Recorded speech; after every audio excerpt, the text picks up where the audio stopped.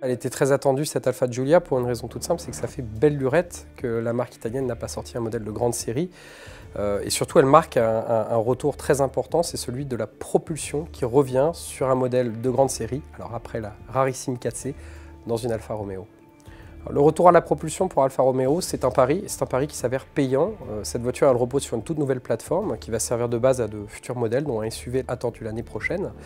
Et ce retour à la propulsion, c'est aussi le retour au plaisir de conduite. Chez Alfa, on a une voiture équilibrée, qu'une répartition des masses à la BMW, et donc qui s'avère plutôt agile et aussi en même temps confortable. Donc côté conduite, le contrat est rempli.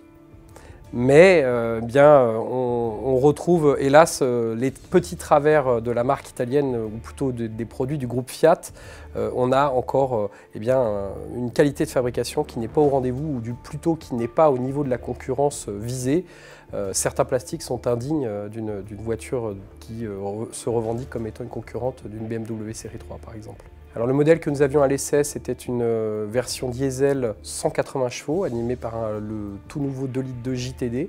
Alors c'est une mécanique plutôt plaisante parce qu'elle est performante, plutôt sobre, et puis surtout on peut l'associer à une excellente boîte automatique à 8 rapports. Petit bémol toutefois, ça concerne l'insonorisation.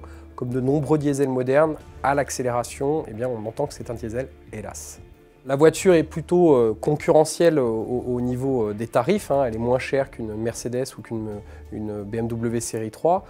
Toutefois, cela reste relativement élevé. Alors Alfa tente de compenser la chose par un équipement plutôt riche dès le niveau de base.